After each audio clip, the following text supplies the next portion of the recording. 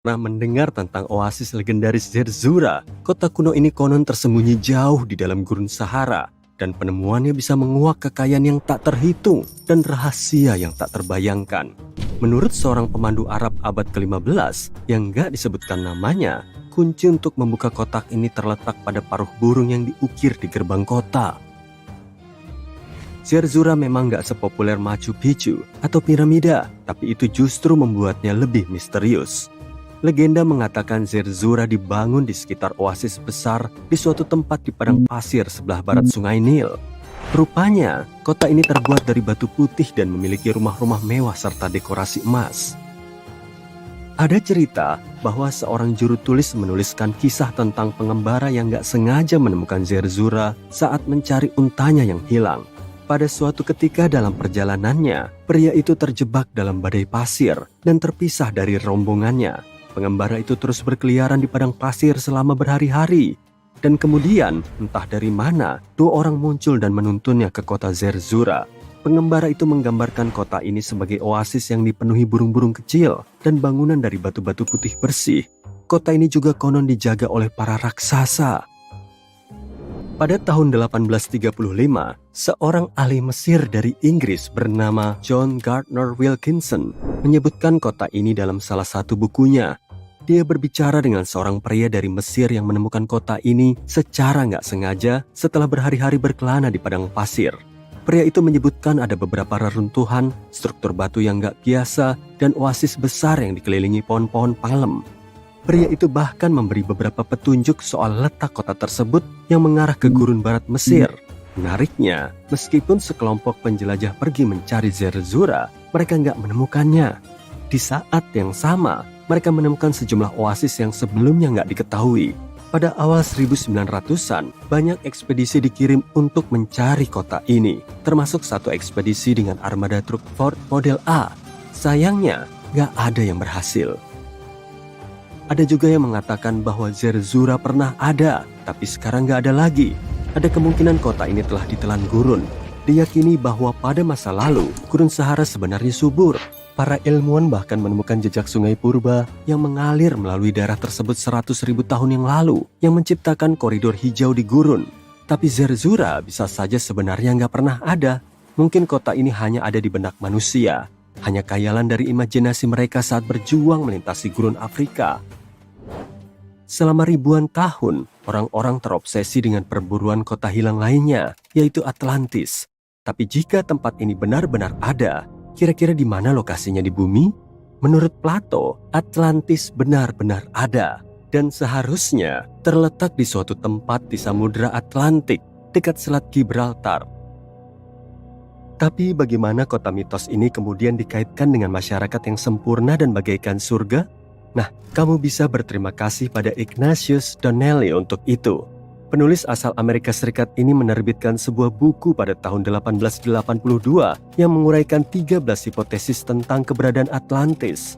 Donnelly benar-benar percaya kota yang hilang ini adalah tempat manusia kuno hidup dengan damai dan bahagia selama berabad-abad. Donnelly bahkan beranggapan Atlantis adalah sumber asli dari banyak peradaban kuno di seluruh dunia. Kalau mengikuti petunjuk Plato, kita mungkin bisa menemukan Atlantis. Kedengarannya seperti perburuan harta karun, bukan? Barangkali kamu bertanya, apa yang menginspirasi Donnelly untuk melakukan pencarian ini? Rupanya, seorang arkeolog amatir menemukan kota Troy dengan menggunakan Ilias karya Homer sebagai panduan. Nah, jika Troy itu benar ada, kenapa Atlantis tidak? Pada masa lalu, beberapa orang percaya Amerika adalah Atlantis yang legendaris. Columbus menciptakan kehebohan saat dia membawa berita tentang dunia baru ke Eropa.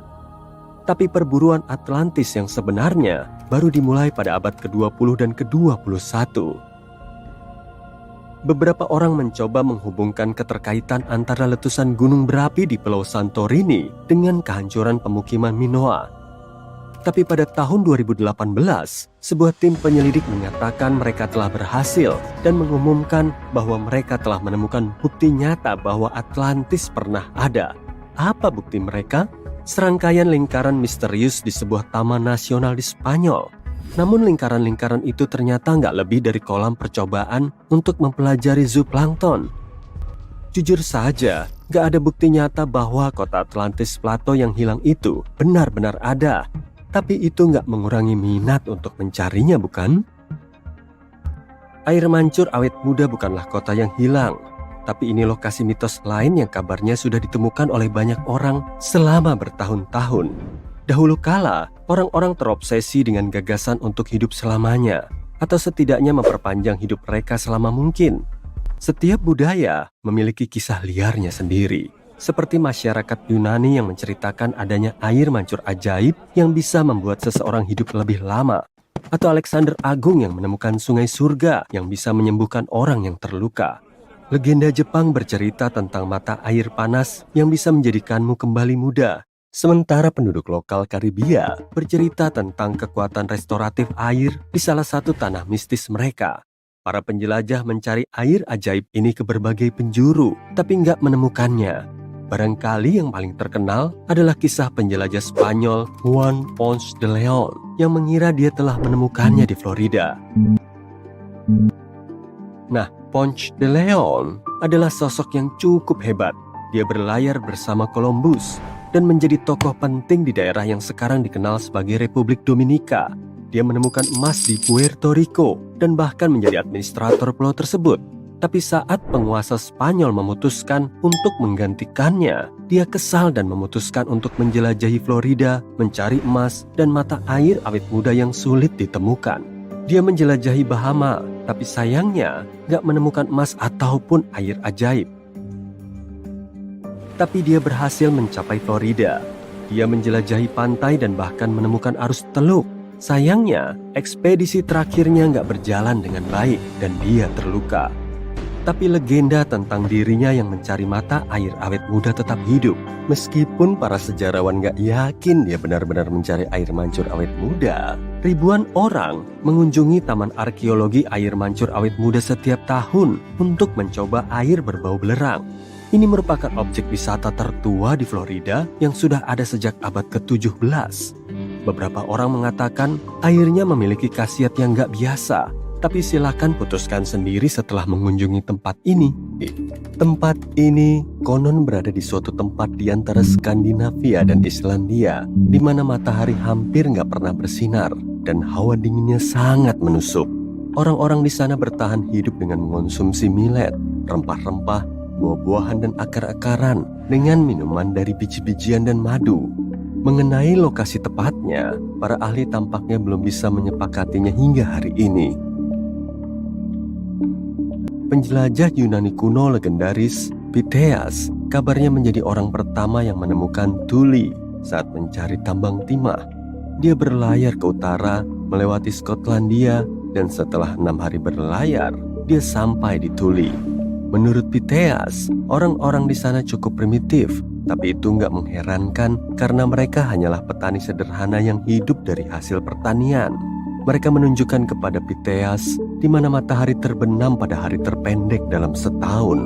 Mereka juga memberitahunya bahwa pada musim dingin, matahari nggak pernah terbit sama sekali, sedangkan di musim panas nggak ada malam. Selama bertahun-tahun, para sejarawan telah memperdebatkan identitas sebenarnya dari tanah mitos Tuli ini.